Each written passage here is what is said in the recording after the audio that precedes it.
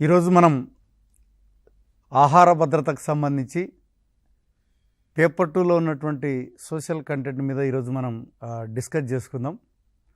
ఇది కూడా చాలా ఇంపార్టెంట్ టాపిక్.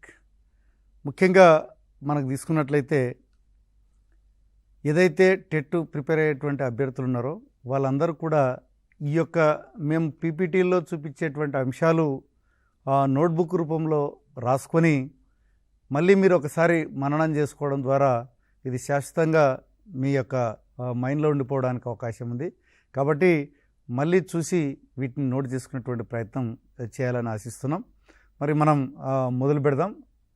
ఈ యొక్క ఆహార భద్రతకు సంబంధించి ఈ యొక్క చాప్టర్లో మనం ఆహార భద్రత యొక్క ఆవశ్యకత, అదేవిధంగా ఆహార ధాన్యాల ఉత్పత్తి, ఆహార ధాన్యాల లభ్యత, ఆహార ధాన్యాల అందుబాటు, అదేవిధంగా ప్రజా పంపిణీ వ్యవస్థ గురించి ఈ యొక్క టాపిక్ గురించి మనం డీటెయిల్గా తెలుసుకునేటువంటి ప్రయత్నం చేద్దాం.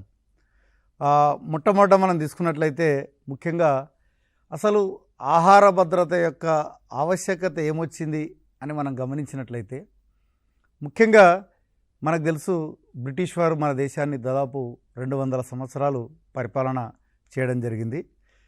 వాళ్ళు ఏదైతే రెండవ ప్రపంచ యుద్ధ సమయంలో ముఖ్యంగా రెండవ ప్రపంచ యుద్ధ కాలం 1939 నుంచి 1945 వరకు రెండవ ప్రపంచ యుద్ధ కాలం, మనల్ని బ్రిటిష్ వారి పరిపాలన చేస్తున్నారు. కాబట్టి వాళ్ళు మన ప్రమేయం లేకుండానే భారతదేశం కూడా మాకు యుద్ధంలో మద్దతు ఇస్తుందని చెప్పి ప్రకటించడం అన్నటువంటిది జరిగింది. దానిలో భాగంగా రెండవ ప్రపంచ యుద్ధంలో భారతదేశం నుంచి ఆహార ధాన్యాలు సమకూర్చుకొని ఎవరైతే సైనికులకు అందజేసేటువంటి ప్రయత్నం బ్రిటిష్ వాళ్ళు చేయడం అన్నటువంటి జరిగింది. దాంతో మన భారతదేశంలో మనకే తిండి దొరకని పరిస్థితి మనం చూడడం జరిగింది. అందుకనే 1943-45 సంవత్సరంలో బెంగాల్లో తీవ్రమైనటువంటి కరువు రావడం జరిగింది. ఈ కరువుకు ప్రధాన కారణం ఆహార ధాన్యాలు ప్రజలకు అందుబాటులో ఉంచకుండా మొత్తం ఆహార ధాన్యాలను యుద్ధ సైనికుల కొరకు తరలించడం అన్నటువంటిది జరిగింది. దాంతో బెంగాల్, అస్సాం, ఒడిశాల్లో దాదాపు 30 నుంచి 50 లక్షల మంది ప్రజలు చనిపోవడం అన్నటువంటిది జరిగింది. మరి ఇలాంటి పరిస్థితి ఉన్నప్పుడు మనకి కోల్కతా వీధుల్లో చాలా మటుకు ప్రజలందరూ కూడా ఈ యొక్క వీధుల్లోకి వచ్చి ఎక్కడ ఏమీ దొరకక అక్కడే కూర్చున్న వాళ్ళే చనిపోవడం అన్నటువంటిది కూడా జరిగింది. మరి ఇలాంటి పరిస్థితుల్లో ప్రభుత్వం ప్రజలకు ఆహారం అందేలా చేయడం అన్నటువంటిది అతి ముఖ్యమైనటువంటి అంశం. అందుకనే మనకి స్వాతంత్రం వచ్చిన వెంటనే మనం ఎక్కువ మటుకు ఆహార ధాన్యాల ఉత్పత్తి మీద ఫోకస్ చేయడం జరిగింది. అందుకే మన పంచవర్ష ప్రణాళికల్లో కూడా మొదటి పంచవర్ష ప్రణాళికలో వ్యవసాయానికి అధిక ప్రాధాన్యత ఇవ్వడం అన్నటువంటిది జరిగింది. అంటే మన తక్షణ అవసరం ప్రజలకు ఆహారాన్ని అందేలా చూడడం అన్నటువంటిది ముఖ్యం. మరి ప్రభుత్వాలు ప్రధానంగా ఆహారం అందేలా చూసేటువంటి క్రమంలో మరి ఏం చేస్తాయంటే మనకి ఈ యొక్క రేషన్ దుకాణాల ద్వారా ప్రజలకు ఆహార ధాన్యాలు అందించేటువంటి ప్రయత్నం చేస్తుంది. రెండవది మనకి పాఠశాల విద్యార్థులకు కావచ్చు, అంగన్వాడీ వెళ్ళేటువంటి విద్యార్థుల కొరకు ఈ యొక్క మధ్యాహ్న భోజనం అన్నటువంటిది ప్రభుత్వాలు అందజేసేటువంటి ప్రయత్నాలు జరుగుతూ ఉన్నాయి. మరి ఇక్కడ మనం చూసినట్టయితే మరి ఆహార భద్రత అన్నటువంటిది మరి దేశానికి ఎంత అవసరం అన్నటువంటిది మనం ఇప్పుడు గమనించాల్సినటువంటి అవసరం ఉంది. ముఖ్యంగా ఆహార భద్రత కల్పించాలంటే ప్రధానమైనటువంటి అంశం ఏంటంటే ఆహార ధాన్యాల ఉత్పత్తిని పెంచడము. మరి ఈ యొక్క ఆహార ధాన్యాల ఉత్పత్తి పెంచాలి అన్నప్పుడు ఖచ్చితంగా మరి దేశంలో సాగునీటి వసతిని కల్పించాల్సినటువంటి అవసరం ఉంది. అందుకనే మనకు స్వాతంత్రం వచ్చిన వెంటనే అనేకమైనటువంటి ఈ యొక్క బహుళార్థ సాధక ప్రాజెక్టులు కూడా నిర్మించుకోవడం అన్నటువంటిది కూడా జరిగింది. మరి నీటి వసతి లేని ప్రదేశాలు కూడా ఉంటాయి. ముఖ్యంగా తక్కువ దిగుబడి ఉన్నటువంటి పంటలను వర్షాధార ప్రాంతాల్లో సాగు చేసేటువంటి ప్రక్రియ స్టార్ట్ కావడం అన్నటువంటిది జరిగింది. ముఖ్యంగా మనకు తెలుసు ఎక్కడైతే వర్షాభావ పరిస్థితులు ఉంటాయో ఆటోమేటిక్గా అక్కడ పంట దిగుబడి కూడా చాలా తక్కువగా ఉండడం అటువంటిది గమనించవచ్చు. మరి పంట దిగుబడి తక్కువ ఉన్నప్పటికీ కూడా మరి ఎన్నుకునేటువంటి ప్రక్రియలో కొన్ని సూచనలు పాటించాల్సినటువంటి అవసరం ఉంది. ముఖ్యంగా పంట రకాలను స్థానిక పరిస్థితులకు అనుగుణంగా విత్తడం అన్నటువంటిది గమనించాలి. అంటే అక్కడ ఉన్నటువంటి శీతోష్ణ స్థితి పరిస్థితులు, అక్కడ ఉన్నటువంటి వాతావరణ పరిస్థితులను బేస్ చేసుకొని మనం ఏం చేయాలంటే ఏ విత్తనాలు అయితే సూటబుల్ అవుతాయో అక్కడ ఆ విత్తనాలను మాత్రమే విత్తేటువంటి ప్రయత్నం జరగాల. అట్లాగే మనకి ఈ యొక్క వర్షపు నీటిని నిల్వ చేయడం అన్నటువంటిది కూడా అతి ముఖ్యమైనటువంటి అంశం. దాని కొరకు మనకి ఎక్కడికక్కడ కరకట్టల నిర్మాణం కావచ్చు, అదేవిధంగా చెక్ డ్యాముల యొక్క నిర్మాణం కావచ్చు, వీటి ద్వారా వర్షపు నీటిని నిల్వ ఉంచేటువంటి ప్రయత్నం చేయాలి.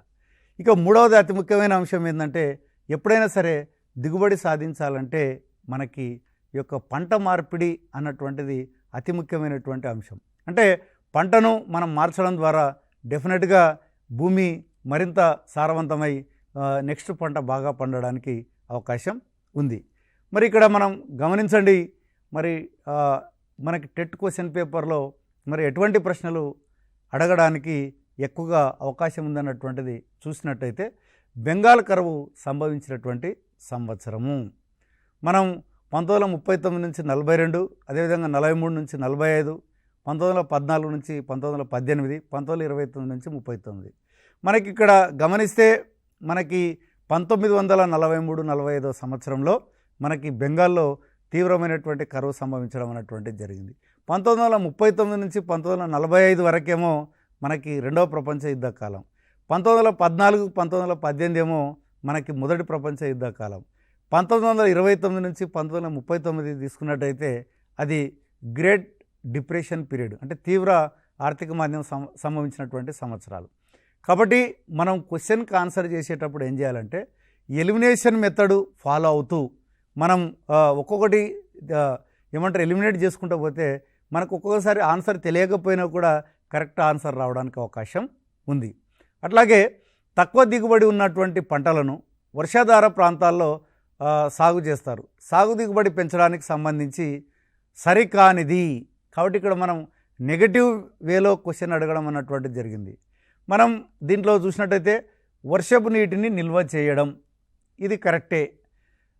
అశాస్త్రీయంగా రసాయనిక ఎరువులు, పురుగు మందులు వాడడం, మరి ఇది మనకి ఇమ్మీడియట్గా తెలిసిపోతుంది, ఇది తప్పు ఆన్సర్ అన్నటువంటిది. అట్లాగే పంట మార్పిడి పద్ధతుల ద్వారా దిగుబడి పెంచడం అన్నటువంటిది మనకి దీనికి రిలేటెడ్గా ఉంది. పంట రకాలను స్థానిక పరిస్థితులకు అనుగుణంగా విత్తడం అన్నటువంటిది. అంటే ఈ మూడు కరెక్ట్గా ఉన్నాయి. అశాస్త్రీయంగా రసాయనిక ఎరువులు, పురుగు మందులు వాడడం అన్నటువంటిది తప్పుగా మనకు అనిపిస్తుంది. కాబట్టి ఇక్కడ మనం ఏంటంటే చదివేటప్పుడు కూడా అదేవిధంగా ఈ యొక్క వీడియో మనకి టీషార్ట్ ద్వారా ప్రసారమయ్యేటువంటి వీడియోలు చూసేటప్పుడు కూడా మనం ఏం చేయాలంటే ఈ కంటెంట్ మీద కూడా ప్రధానంగా అవగాహన చేసుకునేటువంటి ప్రయత్నం చేయాలి. అప్పుడే మనకి ఈ యొక్క ఇచ్చినటువంటి ప్రశ్నకు మంచి మార్కులు రావడానికి అవకాశం ఉంది. ఇక నెక్స్ట్ మనం చూసినట్టయితే ఆహార ధాన్యాల లభ్యత. మనకి ముఖ్యంగా గమనించినట్టయితే ఆహార ధాన్యాల లభ్యత అన్నటువంటిది మరి ఆహార ధాన్యాల యొక్క ఉత్పత్తి పెంచడము అన్నటువంటిది ఒకవైపు ఓకే, మరి ఇక్కడ లభ్యత కూడా పెంచాల్సినటువంటి అవసరం ఉంది. అంటే మొత్తం దేశానికి సరిపడేటువంటి ఆహార ధాన్యాలు పండించాలన్నటువంటిది అది మనందరికీ తెలిసినటువంటి విషయమే. కానీ తలసరి సగటు ఆహార ధాన్యాల లభ్యత అన్నటువంటిది మరి ఉందా లేదా అన్నటువంటిది చూసుకోవాల్సినటువంటి అవసరం ఉంది. ఎందుకంటే తలసరి సగటు ఆహార ధాన్యాల లభ్యత లేకపోతే మరి మరింత ఉత్పత్తిని పెంచాల్సినటువంటి అవసరం ఉంది. అదేవిధంగా కాలక్రమంలో జనాభా పెరుగుదలకు అనుగుణంగా ఉత్పత్తి కూడా ఎప్పుడు కూడా పెరుగుతూనే పోతూ ఉండాలి. ఎందుకంటే ఇది నిరంతరము జరిగేటువంటి ప్రక్రియ. మరి ఇక్కడ మనం చూసినట్టయితే ఆహార ధాన్యాల ఉత్పత్తి లభ్యతల మధ్య తేడా ఉంది. ఎందుకంటే ఉత్పత్తి చేసినంత మాత్రాన్నే మరి అది అందరూ ప్రజలకు లభ్యత ఉందా లేదన్నటువంటిది కూడా మనం గమనించాల్సినటువంటి అవసరం ఉంది. దీనికి ఒక ఈక్వేషన్ కూడా ఉంది, ఒకసారి దాన్ని తెర మీద కూడా గమనించండి. మీరు సంవత్సరానికి లభ్యతలో ఉన్న ఆహార పదార్థాలు అంటే ప్రజలకు అందుబాటులో ఉన్నటువంటి ఆహార పదార్థాలు మనం ఎట్లా క్యాలిక్యులేట్ చేస్తారంటే సంవత్సరంలో ఆహార ధాన్యాల ఉత్పత్తి అంటే ఒక సంవత్సరంలో ఎన్ని టన్నుల ఆహార ధాన్యాల ఉత్పత్తి అయింది. అదేవిధంగా మనకి ప్లస్ నికర దిగుమతులు అంటే ఏమి, ఇక్కడ ఎగుమతి మైనస్ దిగుమతి మనం తీసేస్తే వచ్చేదే నికర దిగుమతులు.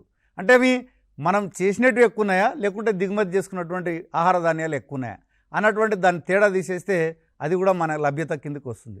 అట్లాగే ప్రభుత్వ నిల్వల్లో ఉన్నటువంటి తేడా, అంటే ఇక్కడ ప్రభుత్వ నిల్వల్లో ఉన్నటువంటి తేడా ఏంది, సంవత్సరం పూర్తయ్యే నాటికి ఎన్ని ఆహార ధాన్యాలు మనకి లభ్యతతో ఉన్నాయి, అట్లాగే సంవత్సరం ప్రారంభంలో ఎంత ఆహార ధాన్యాల యొక్క నిల్వ ఉందన్నటువంటిది మనకి తీసేస్తే వచ్చేదే ప్రభుత్వ నిల్వలో ఉన్నటువంటి తేడా. కాబట్టి ఇక్కడ మనకి అప్పుడప్పుడు ఈ యొక్క బిట్టులో కూడా సంవత్సరానికి లభ్యతలో ఉన్నటువంటి ఆహార పదార్థాలు ఉన్నప్పుడు ఇందులో లోపించినటువంటి అంశం అని చెప్పి సంవత్సరంలో ఆహార ధాన్యాల ఉత్పత్తి ప్లస్ నికర దిగుమతులు మైనస్ డ్యాస్ అని కూడా ఇవ్వడానికి ఉంది. ఆ 4 ఆప్షన్లలో మనకి ప్రభుత్వ నిల్వల్లో తేడా అన్నటువంటిది మీరు గమనిస్తేనే మరి డెఫినెట్గా దానికి ఆన్సర్ చేయడం అన్నటువంటిది జరుగుతుంది. కాబట్టి ఇలాంటి ఈక్వేషన్స్ కూడా మనం గుర్తుపెట్టుకోవాల్సినటువంటి అవసరం ఉంది. అట్లాగే సగటున ప్రతి వ్యక్తికి ప్రతిరోజు లభ్యతలో ఉన్న ఆహార పదార్థాలు అంటే మనకి తెలుసు సంవత్సరంలో ఎంత జనాభా ఉందన్నటువంటిది మనకు తెలుసు. కాబట్టి సగటున ప్రతి వ్యక్తికి ప్రతిరోజు లభ్యతలో ఉన్నటువంటి ఆహార ధాన్యాలకు సూత్రం ఏంటంటే సంవత్సరానికి లభ్యతలో ఉన్న ఆహార పదార్థాలు అన్నటువంటి మనకు పైన తెలిసిపోయింది ఆ 3 దానిలతోని, ప్లస్ డివైడెడ్ బై జనాభా. అంటే మొత్తం ఆహార ధాన్యాలను జనాభాతో భాగిస్తే మనకి సగటున ఒక్కొక్కరికి ఎంత ఆహార ధాన్యాలు అన్నటువంటిది వస్తున్నాయని తెలిసిపోయింది. కానీ మరి ఇది 365కి సంబంధించినటువంటి ఆహార ధాన్యాలు కాబట్టి మరి 365తోని భాగిస్తే ఒక్కరోజు మనకి సగటున ఎన్ని ఆహార ధాన్యాల యొక్క లభ్యత అవైలబిలిటీ ఉండనటువంటిది దాన్ని లెక్క తీయడం అన్నటువంటిది జరుగుతుంది.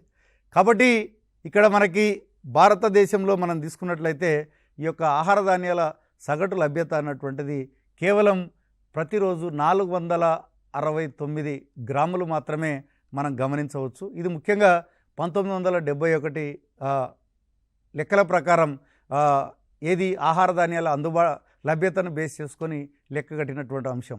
ఈరోజు 1971లో మనకి 469 గ్రాములు మాత్రమే ప్రతిరోజు మనకి ఆహార ధాన్యాలు అందుబాటులో ఉండడం అన్నటువంటిది తెలుసుకోవచ్చు.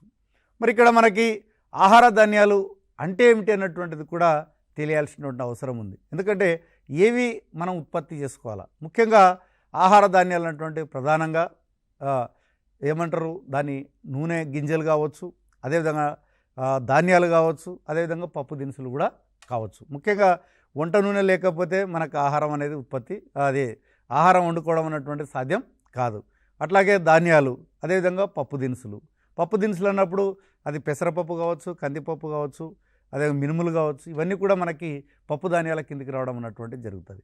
మరి ధాన్యాల్లో కూడా మనం ప్రధానంగా తీసుకున్నట్లయితే ఈ యొక్క ప్రధాన ధాన్యాలు అంటే భారతదేశంలో ప్రతి ఒక్కరు కూడా ఆహారంగా ఉపయోగించేటువంటి ధాన్యాలు వరి, గోధుమ, ఇవి అందుకనే వీటిని ప్రధానమైనటువంటి ధాన్యాలుగా పిలుస్తారు. అట్లాగే చిరుధాన్యాలు లేదా తృణధాన్యాలు అన్నటువంటివి కూడా ఉన్నాయి. అవి తీసుకున్నట్లయితే జొన్న, రాగి, సజ్జ ఇవి మనకి చిరుధాన్యాలుగా పిలుస్తారు.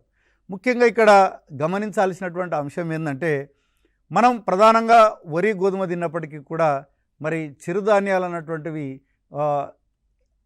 ఇప్పుడు కొంత చాలామంది ప్రజలు అవేర్నెస్ అయ్యి దీంట్లో పోషక విలువలు ఎక్కువ ఉన్నాయని చెప్పి ఈ మధ్య కాలంలో జొన్నలు, రాగులు, సజ్జలు బాగా వాడుకలోకి రావడం అన్నటువంటిది జరిగింది. కానీ మన రైతులు మాత్రం ఇంతకుముందు ఎక్కువగా వరి, గోధుమనే పండిస్తున్నారు. ఇప్పుడు కూడా మనం చూస్తూనే ఉన్నాం, మన రాష్ట్రంలో కూడా వరి అత్యధికంగా రైతులు ఉత్పత్తి చేయడం అన్నటువంటిది కూడా మనం గమనిస్తూనే ఉన్నాం. ఎందుకు ఎక్కువగా ఇరిగేషన్ ఫెసిలిటీ పెరగడం వల్ల మరి రైతులు వరి పండించడానికి ఎక్కువగా ఆసక్తి కనపరచడం అన్నటువంటిది జరుగుతూ ఉంది.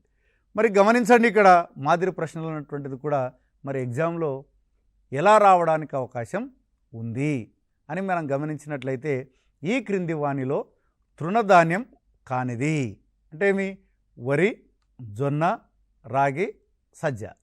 ఇక్కడ మనం చూస్తే జొన్న, రాగి, సజ్జ తృణధాన్యాలు కానిది అన్నాం కాబట్టి ఆటోమేటిక్గా ఇక్కడ వరి అన్నటువంటిది ప్రధాన ధాన్యం, ఆహార ధాన్యం కాబట్టి మనం వరి పెట్టాల్సినటువంటి అవసరం ఉంది. అట్లాగే ఈ క్రింది వానిలో వేటిని పోషక ధాన్యాలుగా పిలుస్తారు? ఇక్కడ మీరు కొంత కాంబినేషన్ అన్నటువంటిది మార్చడం అన్నటువంటిది జరిగింది. కాబట్టి ఇక్కడ మొక్కజొన్న వరి, అదేవిధంగా వరి గోధుమ, జొన్న సజ్జ, అదేవిధంగా గోధుమ మొక్కజొన్న అని ఇవ్వడం అన్నటువంటిది జరిగింది. కాబట్టి ఇక్కడ చాలా మటుకు ఈ యొక్క శాస్త్రవేత్తలు ఏమన్నారంటే జొన్న సజ్జ ధాన్యాలను, చిరుధాన్యాలను చాలా పోషక విలువలు ఉన్నటువంటి ధాన్యాలుగా పేర్కొనడం అన్నటువంటిది జరిగింది. కాబట్టి ఇక్కడ మనం పొరబడడానికి అవకాశం ఉంది, వరి గోధుమని రాయడానికి కూడా అవకాశం ఉంది. కాబట్టి మనం ఈ యొక్క జొన్న సజ్జ మనం ఆన్సర్గా చెప్పవచ్చు.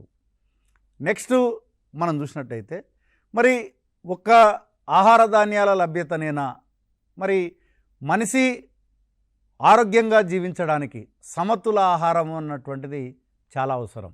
అంటే ఇక్కడ సమతుల ఆహారం అంటే మనం ఏం చెప్పుకోవాలి అంటే మనిషికి ఏదైతే పోషక విలువలు ఉన్నటువంటి ఆహారం అంటే కార్బోహైడ్రేట్స్, మినరల్స్, ఇతర ఖనిజ లవణాలు అన్నీ ఉన్నటువంటి ఆహార ధాన్యాలను తీసుకున్నప్పుడు మాత్రమే మనం సమతుల ఆహారం తీసుకున్నట్టుగా చెప్పవచ్చు. లేదంటే మాత్రం కొంతవరకు మాత్రమే మనం పొందేటువంటి అవకాశం ఉంది.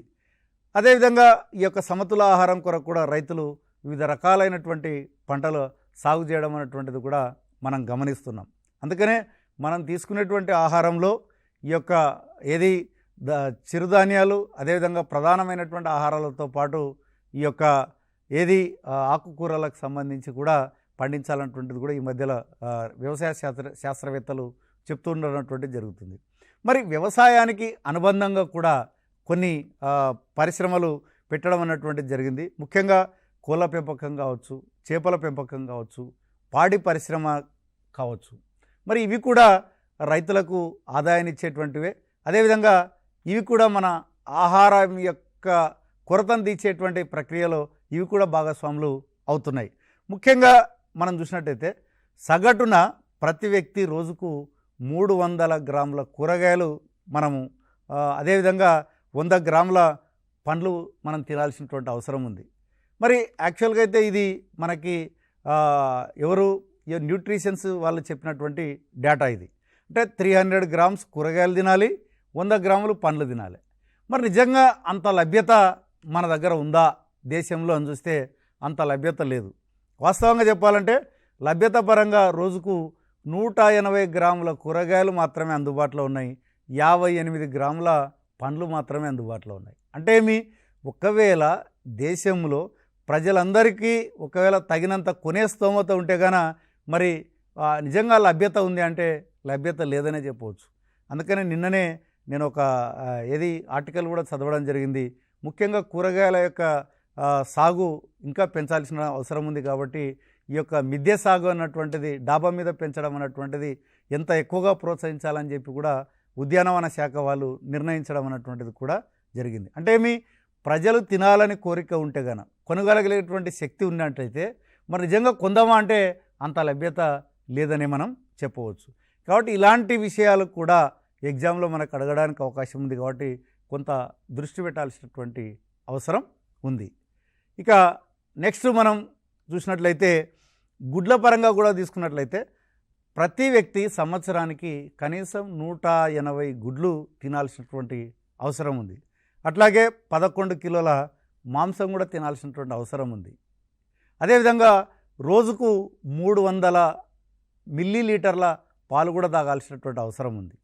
కానీ మరి ఇది సమతుల ఆహారంలో భాగంగా ఇంతగా మనం వాడాల్సినటువంటి అవసరం ఉంది, అంటే ఇంతగా భుజించాల్సినటువంటి అవసరం ఉంది. కానీ మరి నిజంగా అంత లభ్యత ఉందా అని గమనించినట్లయితే కేవలం సంవత్సరానికి మనకి ప్రతి వ్యక్తికి 30 గుడ్లు మాత్రమే అందుబాటులో ఉన్నాయి. అంటే చూడండి, ఏదైతే కన్జ్యూమ్ చేయాల్సినటువంటి గుడ్లు 180 అయితే లభ్యత మాత్రం కేవలం మనకి 30 మాత్రమే ఉన్నాయి.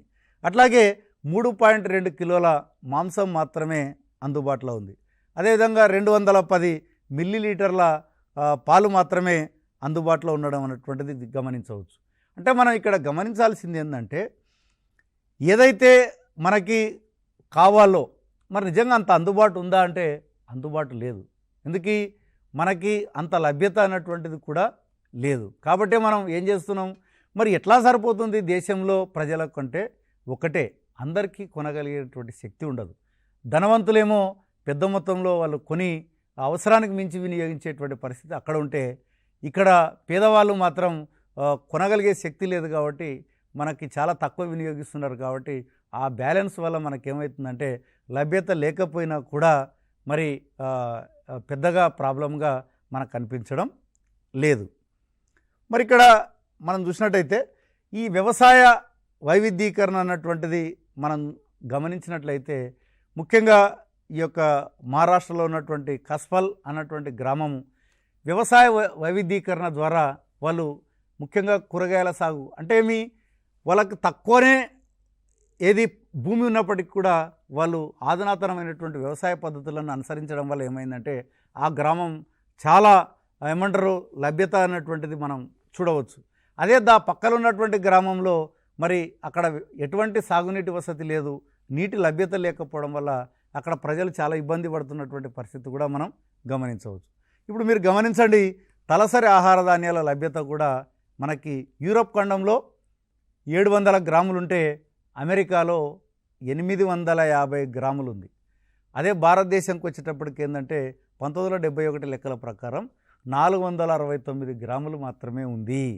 అంటే ఇక్కడ మనకి పర్సనల్గా మనం తలసరి లభ్యత గమనించినట్లయితే ఇంకా మనకి చాలా ఆహార ధాన్యాల లభ్యత జరగాల్సినటువంటి అవసరం ఉంది అన్నటువంటిది మనకు దీని ద్వారా తెలుస్తుంది.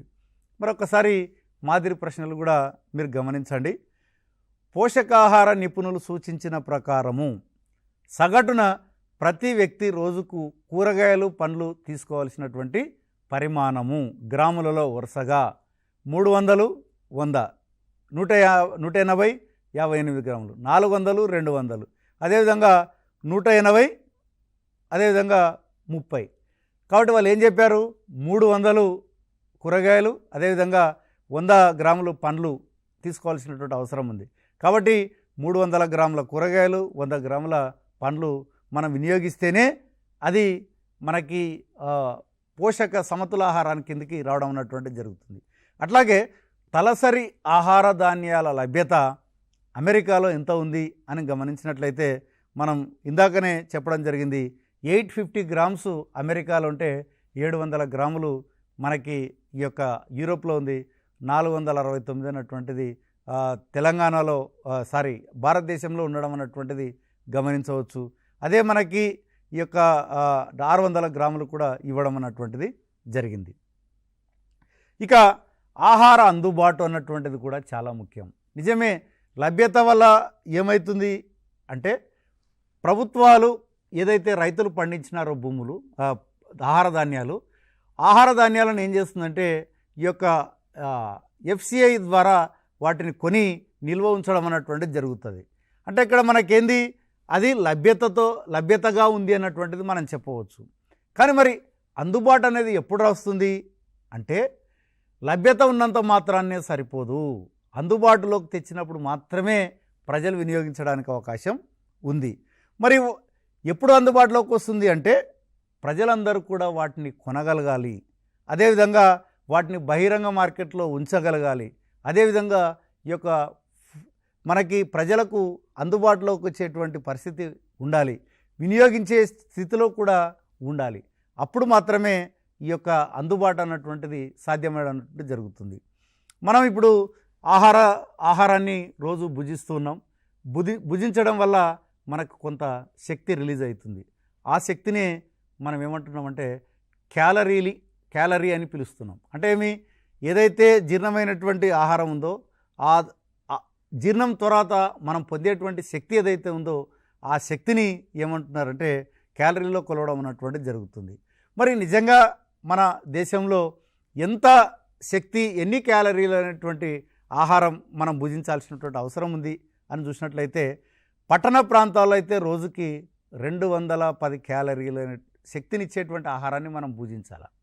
అదే గ్రామీణ ప్రాంతాల్లో అయితే 2400 క్యాలరీల ఆహారాన్ని తీసుకోవాల్సినటువంటి అవసరం ఉంది. మరి నిజంగా అంత ఉంటుందా, మనకి అంత శక్తి ఉందా అంటే కానీ ఇప్పటికి కూడా గ్రామీణ ప్రాంతాల్లో 80% మంది ప్రజలు ఏదైతే 2400 అన్నారో కేవలం 1600 పైన మాత్రమే క్యాలరీలు ఉన్నటువంటి ఆహారాన్ని మాత్రమే వాళ్ళు పొందగలుగుతున్నారు. మరి దీనికి ప్రధానమైనటువంటి కారణం మనం ఆలోచన చేసినట్లయితే వాళ్ళకి కొనుగోలు శక్తి తక్కువగా ఉండడం అనేటువంటిది ఒక కారణం. అదేవిధంగా ఈ యొక్క పేదరికం కావచ్చు, అదేవిధంగా నిరుద్యోగం కావచ్చు, ఇవన్నిటి కారణాలతోని గ్రామీణ ప్రాంతాల్లో ఉన్నటువంటి ప్రజలు ఎంతైతే శక్తిని పొందాలో వాళ్ళు అంత శక్తిని పొందలేకపోతున్నారు. దీనివల్ల మనకేమవుతుందంటే వాళ్ళకి పోషకాహార లోపం అన్నటువంటిది చాలా స్పష్టంగా గ్రామీణ ప్రాంతాల్లో కనిపించడం అన్నటువంటిది జరుగుతుంది. మరి ఇక్కడ మాదిరి ప్రశ్నను కూడా మీరు ఒకసారి గమనించండి. పట్టణ ప్రాంతాల్లో రోజుకు ఎన్ని క్యాలరీలను ఇచ్చే ఆహారాన్ని తీసుకోవాలి అంటే మనకి పట్టణ ప్రాంతాల్లో మాత్రం 2100 సరిపోతుంది. అదే గ్రామీణ ప్రాంతాల్లో అయితే మనకి 2400 యొక్క క్యాలరీల యొక్క ఆహారాన్ని తీసుకోవాల్సినటువంటి అవసరం ఉంది. మరి భారతదేశంలో మనం తీసుకున్నట్లయితే ప్రభుత్వాలు ప్రజలకు ఆహార ధాన్యాలను అందించడానికి ఈ యొక్క ప్రజా పంపిణీ వ్యవస్థను ఏర్పాటు చేయడం అనేటువంటిది జరిగింది. మరి ముఖ్యంగా ఈ యొక్క ప్రజా పంపిణీ వ్యవస్థను బాగా ఉపయోగించుకున్నటువంటి రాష్ట్రాలు ఏవంటే దక్షిణాది రాష్ట్రాలు. అంటే ఏమి మన తెలంగాణ కావచ్చు, ఆంధ్రప్రదేశ్ కావచ్చు, కర్ణాటక, తమిళనాడు రాష్ట్రాలు ముఖ్యంగా ఈ యొక్క ప్రజా పంపిణీ వ్యవస్థను బాగా ఉపయోగించుకోవడం జరుగుతుంది. ముఖ్యంగా మన రాష్ట్రంలో మనందరికీ తెలుసు 1 రూపీ కిలో బియ్యం ఇవ్వడం వల్ల ఏమవుతుందంటే ఎక్కువ మంది ప్రతి ఒక్కరు కూడా వాటిని కొని వినియోగించేటువంటి స్థితి ఉంది. కాబట్టి మనం వాటిని బాగా ఉపయోగించుకునేటువంటి ప్రయత్నాలు చేస్తున్నాం.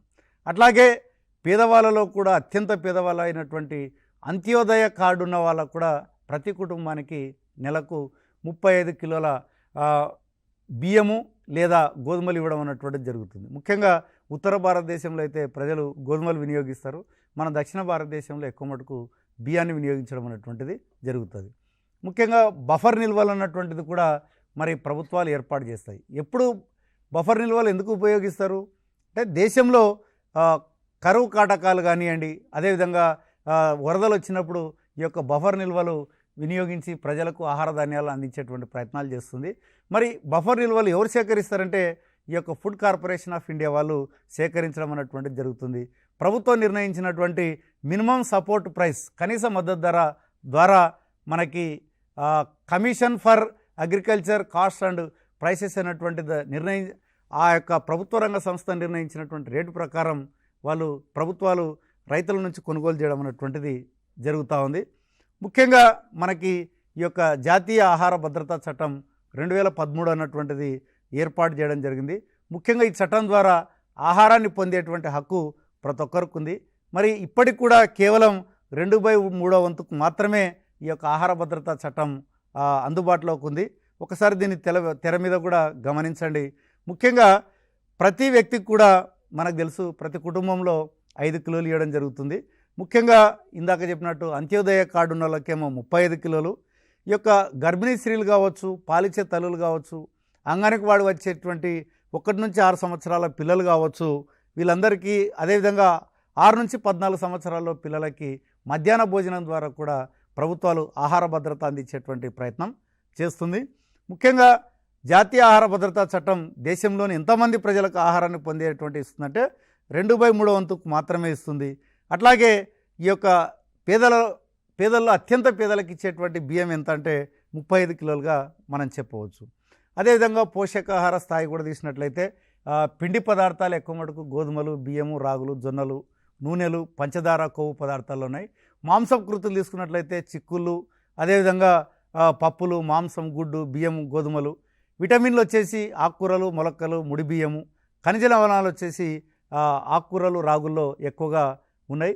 ముఖ్యంగా జాతీయ పోషకాహార సంస్థ దేశంలో 45% మంది పిల్లలు బరువు తక్కువ ఉన్నారన్నటువంటి తేల్చడం అనేటువంటిది జరిగింది. మరి తక్కువ బరువు గల పిల్లల శాతం తక్కువగా ఉన్నటువంటి రాష్ట్రం ఏదంటే కేరళ. అది మంచి స్థితిలో ఉంది. కానీ బరువు తక్కువగా ఉన్న తీవ్ర పరిస్థితి 16% పిల్లల్లో గమనించడం అనేటువంటిది జరిగింది. అదేవిధంగా శరీర బరువు కొలవడానికి BMI అంటారు. ముఖ్యంగా బరువు